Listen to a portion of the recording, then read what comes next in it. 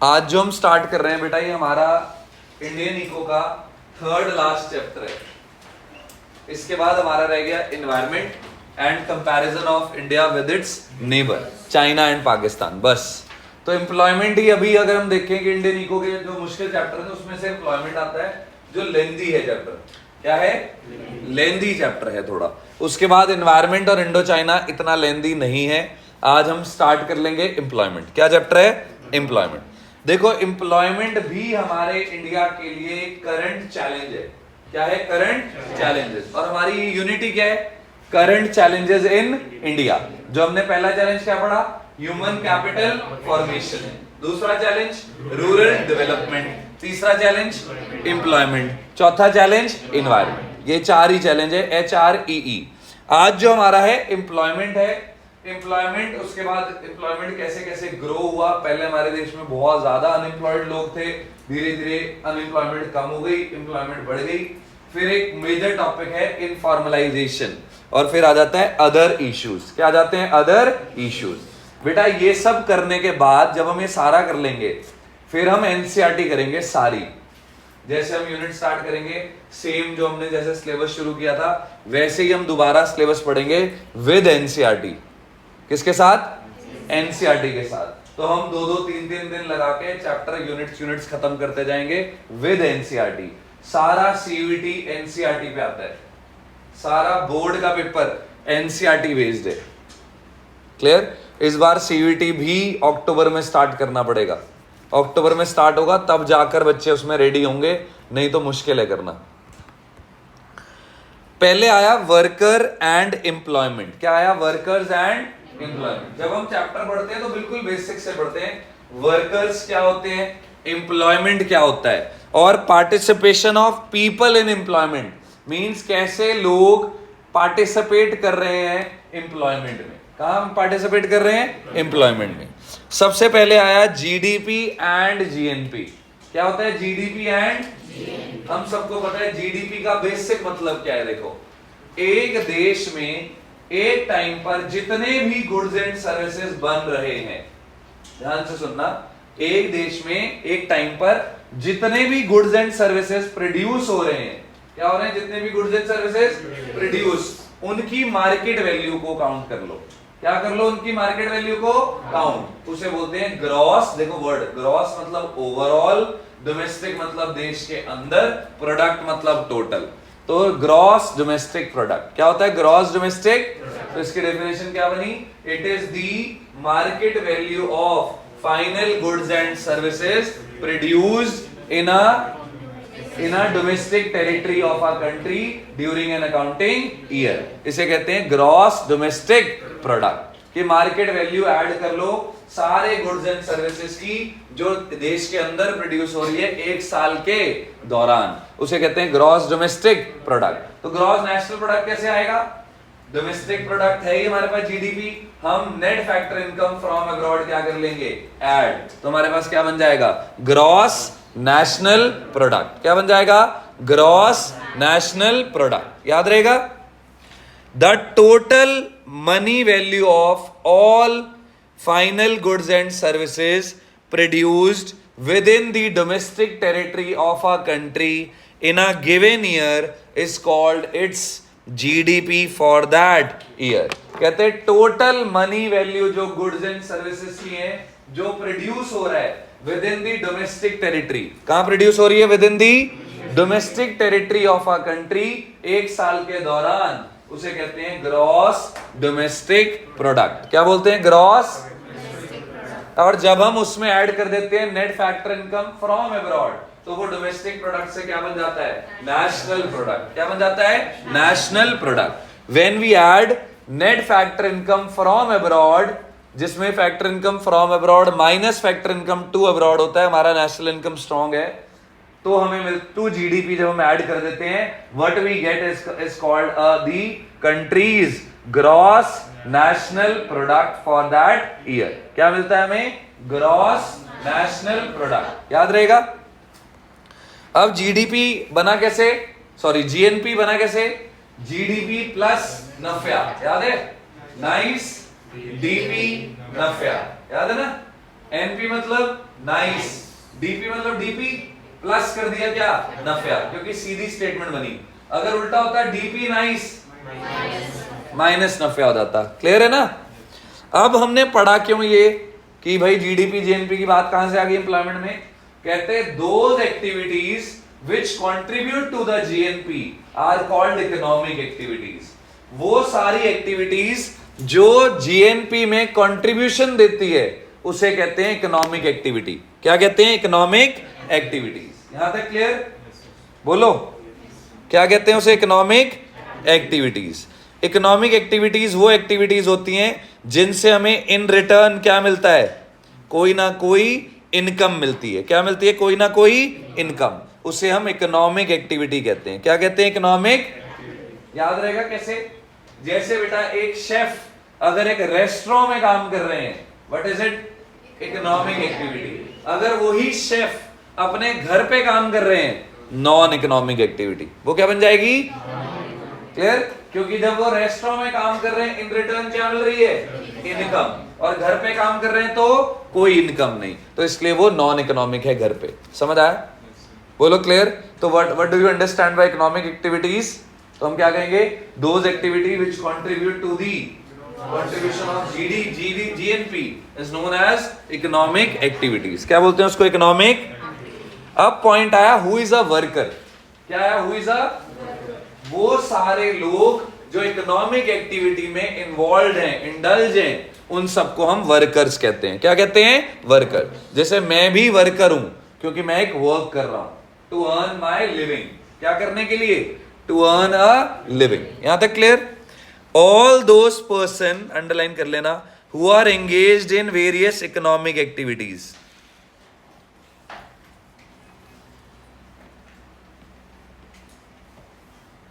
who are engaged in various economic activities in whatever capacity, चाहे वो high चाहे लो, and hence contributes to GNP।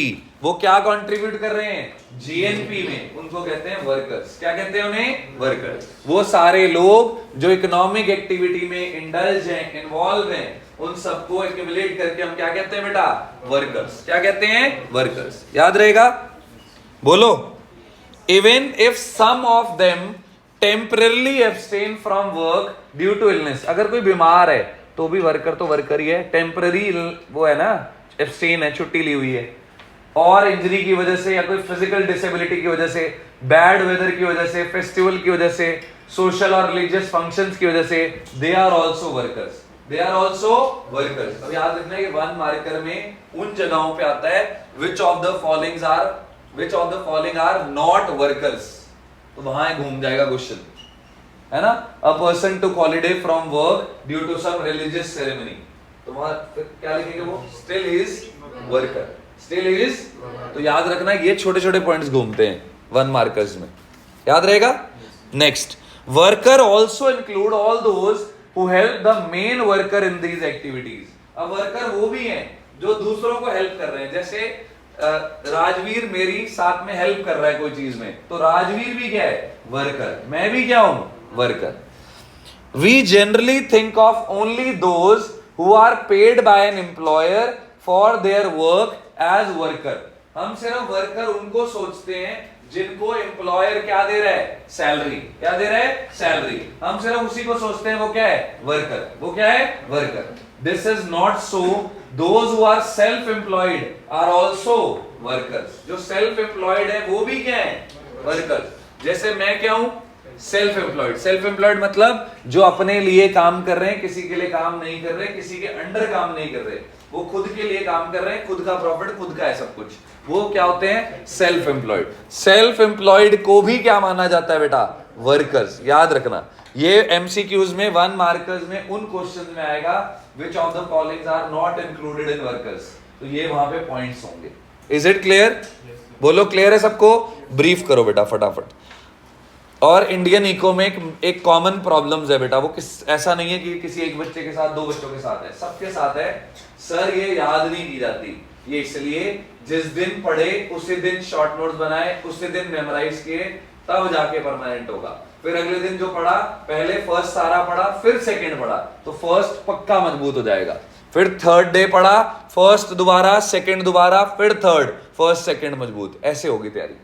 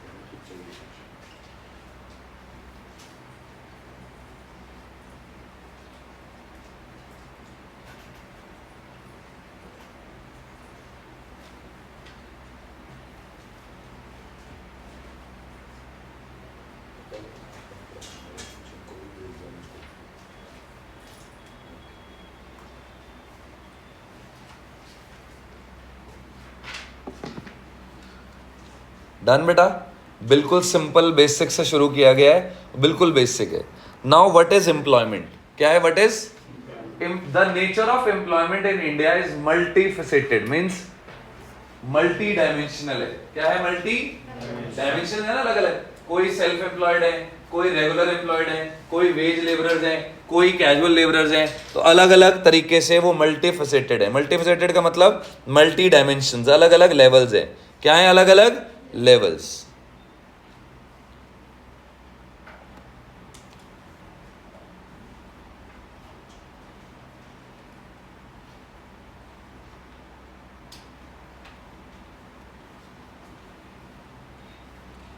बोलो, याद रहेगा?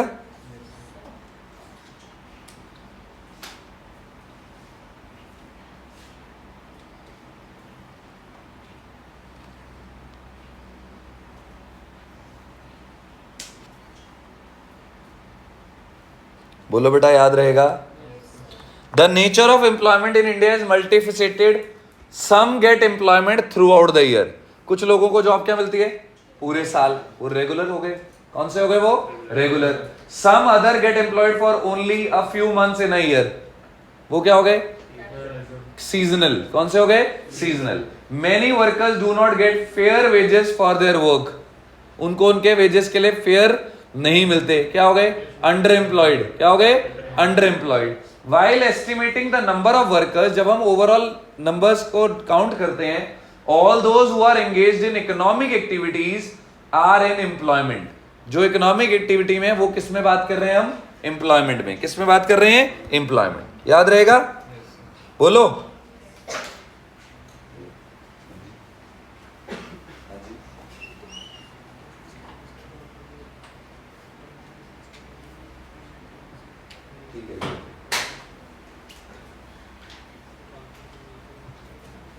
डन जी, बोलो डन है। अब आया participation of people in employment, कि लोग कैसे पार्टिसिपेट कर रहे हैं एम्प्लॉयमेंट में। During 11-12 India had about a 473 million strong workforce, मतलब 47.3 करोड़। कितनी थी, 47.3 करोड़ हमारे देश में क्या है, स्ट्रॉन्ग वर्कफोर्स है। वर्कफोर्स मतलब जो काम करने योग्य, मतलब काम कर रहे हैं, जो क्या कर रहे हैं, काम कर रहे हैं, वो 473 मिलियन है, मतलब 47.3 crore. Since majority of our people reside in, हमारे ज्यादातर लोग कहां रहते हैं, rural areas, so the proportion of workforce residing rural area is higher. ज्यादा वर्कफोर्स का है रूरल में, अर्बन में? क्यों? क्योंकि रूरल में पॉपुलेशन क्या है, तो वहां पे वर्कफोर्स भी क्या है, ज्यादा। यहां तक clear? The rural workers constitute about 3/4 of this 473 million. 3/4 मतलब 75%। 75% कहां पर है सारी वर्कफोर्स, रूरल एरिया, और 25% अर्बन एरियाज। 25%।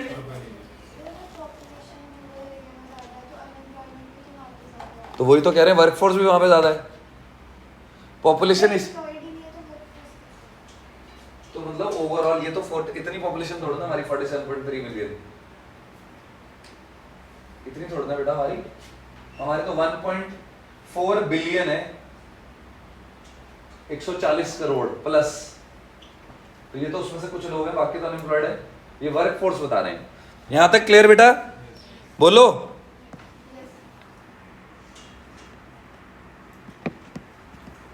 क्लैरिटी है?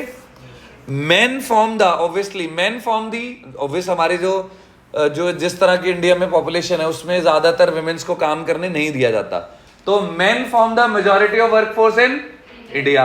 ज्यादातर कौन है वर्कफोर्स में? मेन। अबाउट 70% वर्कर्स कौन है? Men, and rest are women. Means 30% क्या है? Women. Men and women include child labourers in respective gender. यहां तक clear? Women workers account for 1/3 of the rural workforce. Rural workforce में women कितनी है? 1/3 इन urban areas. Sorry रुक जाओ, मतलब अगर हम रूरल एरियाज में विमेन देखें तो वो कितनी है? 33%। कितनी? 33% है। और अर्बन में विमेन सिर्फ कितनी है? 20%। सिर्फ कितनी है? समझ आया पॉइंट? यहां पे 33% गांव में महिलाएं हैं, बाकी सारे क्या हैं? मेन। और अर्बन में सिर्फ कितनी महिलाएं? 20। अब ये क्या चक्कर है भाई, अर्बन में महिलाएं कम क्यों जॉब कर रही हैं? अभी आगे रीजन पढ़ेंगे उसका। क्लियर? यहां तक क्लियर है? बोलो बेटा, यहां तक क्लियर है? चलें आगे। अब उन्होंने बोला, एक क्वेश्चन आया, स्टार लगा लो, इसमें से अभी तक अगर 10 साल में पेपर हुए तो 8 बार ये आया। अभी हम ये भी देखेंगे पिछले 2014 से लेके 2024 तक पिछले 10 सालों में क्या क्या क्वेश्चन आए किस किस चैप्टर के, वो सारे तुम्हें मैं दूंगा क्वेश्चंस रिवीजन के टाइम। सारे क्वेश्चन हर चैप्टर वाइज बनाए हुए हैं कि नेशनल इनकम के कौन कौन से क्वेश्चन पिछले 10 सालों में आए हैं, वो सारे हम यहां प्रैक्टिस करेंगे। क्लियर? वर्कर पॉपुलेशन रेशो या वर्कफोर्स पार्टिसिपेशन रेट क्या है? वर्कर पॉपुलेशन रेशो या फिर वर्कफोर्स पार्टिसिपेशन रेट। अब ये वर्कर पॉपुलेशन रेशो कैसे आती है, ध्यान से देखना। हमारी क्लास में अगर 50 बच्चे हैं, कितने बच्चे हैं? 50। उसमें से 20 वर्कर है। कितने? 20। तो वर्कर पॉपुलेशन रेशो कैसे आएगी? 20 डिवाइडेड बाय 50 इंटू 100। समझ आया? Means number of workers divided by total population into 100, ऐसे आएगी। बोलो। सो वर्कर पॉपुलेशन रेशो या workforce participation rate is defined as the proportion of population that is actively contributing to the production of goods and services of a country। जो actively contribute कर रहे हैं, क्या कर रहे हैं? actively contribute कर रहे हैं देश में goods and services को produce करने के लिए। क्या produce करने के लिए? देश में goods and services। यहां तक कोई डाउट? बोलो बेटा। नाउ वर्कर पॉपुलेशन रेशो या वर्कफोर्स पार्टिसिपेशन रेट ये कैसे आता है? It is calculated by dividing the total number of workers in India by the population in India. मतलब total number of workers divided by total population into 100। Into क्या कर देंगे? 100। Star लगा लो, कई बार ये निकालने के लिए भी आ जाता है न्यूमेरिकल टाइप कि वर्कर दे देंगे, टोटल पॉपुलेशन दे देंगे और कहेंगे बताओ वर्कर पॉपुलेशन रेशियो क्या आई।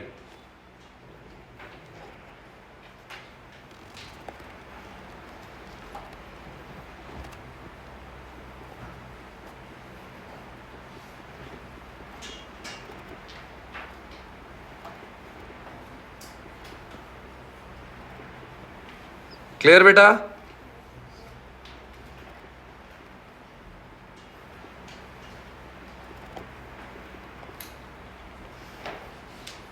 बोलो क्लियर है? अब वर्कर पॉपुलेशन रेशो या workforce participation rate is an indicator which is used for analysing the employment situation in the country. हम ये निकालते क्यों है वर्कर पॉपुलेशन रेशो? ताकि हमें ये पता लगे हमारे देश में एम्प्लॉयमेंट जो सिचुएशन है वो क्या है। इसी से तो पता लगेगा कि भाई इतने लोग काम कर रहे हैं तो इतने एम्प्लॉयड हैं, बाकी नहीं कर रहे तो वो क्या है। तो ऑब्वियसली इसी रेशियो से पता लगेगा। If the ratio is higher it means the engagement of people is greater. अगर रेशियो ज्यादा है तो एंगेज क्या करें लोग? ज्यादा. If the ratio for the country is medium or low, it means that a very high proportion of it population is not involved directly in economic activity. अगर ये रेशियो मीडियम है या लो है, इसका मतलब कहीं ना कहीं लोग डायरेक्टली इकोनॉमिक एक्टिविटी में इन्वॉल्व नहीं है. यहां तक क्लियर? यहां तक क्लियर बेटा? अब इस तरह के टेबल्स आते हैं बेटा हमें पेपर में, और वो कहते हैं एनालाइज द अबव टेबल. क्या बोलते हैं? एनालाइज द अबव, या इस टेबल में से कुछ क्वेश्चंस पूछते हैं. The following table shows the different level of participation of people in economic activities. कि जो नीचे दिया गया टेबल है, ये अलग अलग पार्टिसिपेशन दिखा रहा है कि लोग अलग अलग इकोनॉमिक एक्टिविटी में कैसे अलग अलग पार्टिसिपेट कर रहे हैं. फॉर एवरी 100 पर्सन्स, हर 100 लोगों में अबाउट 39 क्या है? वर्कर्स हैं. कहां? इंडिया में. कहां? अब ध्यान से देखो, टोटल में देखें तो कितने हैं? 38.6. रूरल में कितने हैं? 39.9. अर्बन में 35.5. मतलब ज्यादा वर्कफोर्स कहां है हमारे पास? रूरल में. कहां पर? मेन कितने हैं टोटल? 54. विमेन सिर्फ 21. रूरल में मेन 54, अर्बन में 54. कोई खास चेंज नहीं है. रूरल में विमेन 24.8 और अर्बन में विमेन. तो ये पॉइंट ऑफ वरी है. देखो क्वेश्चन मार्क लगाया हुआ है. ऐसा क्यों कि अर्बन में लोगों को विमेन्स जॉब नहीं कर रही? ऐसा क्या रीजन है ना? बाकी सारा तो ऑलमोस्ट सिमिलर सही है, लेकिन एक चीज बड़ी अलग है. क्या है? Women participation in urban areas. नीचे एरो कर लो इसको. Very low women participation in urban areas.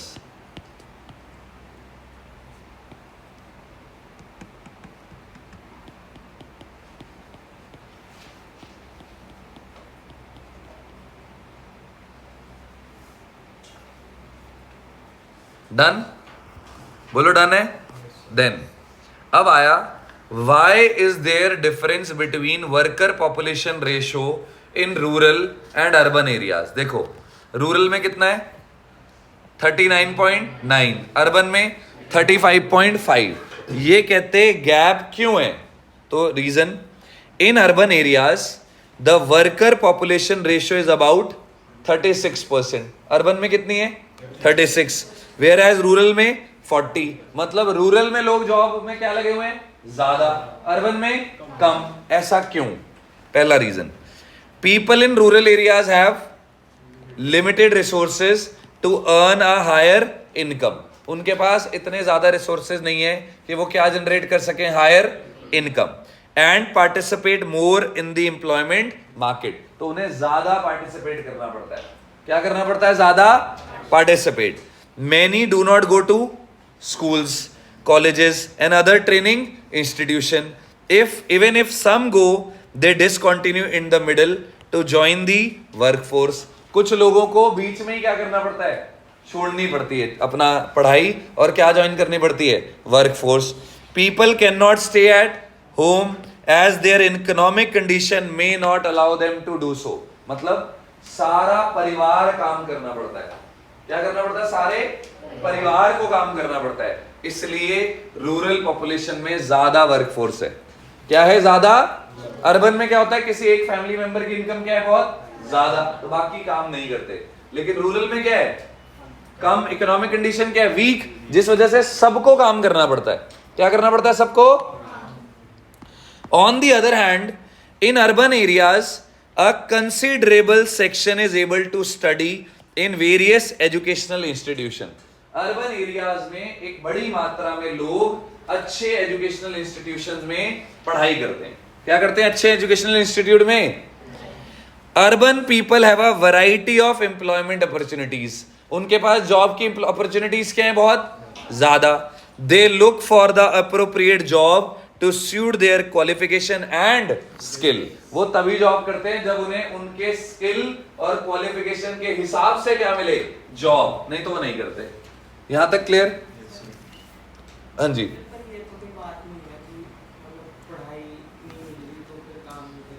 तो बेटा क्या करेंगे, देखो अब मैं एग्जांपल देता हूँ। एक फैमिली है ए जो अर्बन में है, उनमें फादर की सैलरी है 2 लाख रुपए पर मंथ, तो मदर को भी जॉब करने की जरूरत नहीं पड़ रही और बच्चों को भी नहीं पड़ रही, है ना। बच्चे पढ़ रहे हैं अपना, बच्चे कह रहे हैं कि ठीक है ग्रेजुएट हो गई, पोस्ट ग्रेजुएट करो, पीएचडी करो, पढ़ रहे हैं। वहीं रूरल एरिया है, फादर की जॉब सैलरी है 10,000 में तो नहीं चलेगा, मदर को भी जॉब करनी पड़ रही है। बच्चे जैसे ही 12th में हुए, 12th के बाद उन्हें ग्रेजुएशन में पढ़ाई छोड़कर जॉब करनी पड़ रही है क्योंकि घर नहीं चलेगा। सर्वाइवल की बात कर रहे हैं ना, वो सर्वाइवल के लिए भाग रहे हैं, वो अपनी नीड फुलफिल कर रहे हैं, अर्बन में अपनी वांट फुलफिल कर रहे हैं, ये फर्क है। आया समझ? पक्का? अब अगला क्वेश्चन आया, why are women in general and urban women in particular not working? एक तो ओवरऑल विमेन ही काम कम कर रही हैं, है ना, दूसरा अर्बन में तो और कम है, ऐसा क्यों है कहते हैं। अब रीजन पढ़ते हैं, ये इंपॉर्टेंट क्वेश्चन है, स्टार लगा लेना, काफी बार आया बेटा।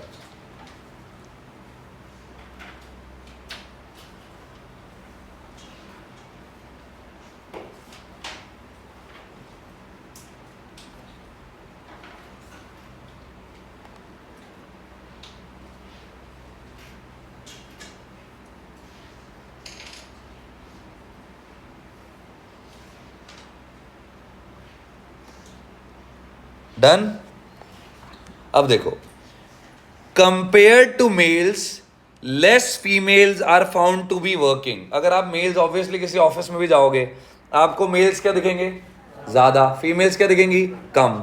The difference is in participation rate is very large in urban areas. Urban में तो और ज्यादा है। For every 100 urban females only 15 engaged in some economic activity. अगर 100 महिलाएं रहती हैं शहरों में, सिर्फ 15 जॉब करती हैं। 85 क्या है? अनएम्प्लॉयड। 85 क्या है? इन rural areas for every 100 rural women about 25 participate in the employment market. Rural में 100 में से 25 वुमेन्स और अर्बन में 100 में से ओनली 15 वुमेन्स। सिर्फ कितनी? 15। अब उन्होंने बोला compared to urban women more rural women are found working because of the following reason. कहते हैं अगर हम अर्बन वुमेन और रूरल वुमेन को कंपेयर करेंगे तो अर्बन वुमेन जॉब्स क्या कर रही हैं? कम, और रूरल ज्यादा। इसका रीजन क्या है? It is common to find that where men are able to earn high income families discourage, ध्यान से पढ़ना, families discourage female members from taking up jobs. कहते हैं मैन अगर बहुत अच्छे अर्न करता है तो कहते हैं फीमेल्स को जॉब नहीं करने दी जाती। वो कहते हैं क्या जरूरत है, जब हस्बैंड जॉब अच्छे अर्न कर रहे हैं तो वाइफ को अर्न करने की जरूरत नहीं है। ये थिंकिंग है। क्लियर? इसीलिए अगर आप छोटी जॉब कर रहे हो आपको नहीं करने दिए जाएंगे। हाँ, आपका रैंक बड़ा है वो बात अलग है। Earning of urban male workers are generally higher than rural males. Urban में मेल्स क्या अर्न करते हैं? ज्यादा। रूरल में मेल्स क्या अर्न करते हैं? कम। And so the urban families do not want females to work.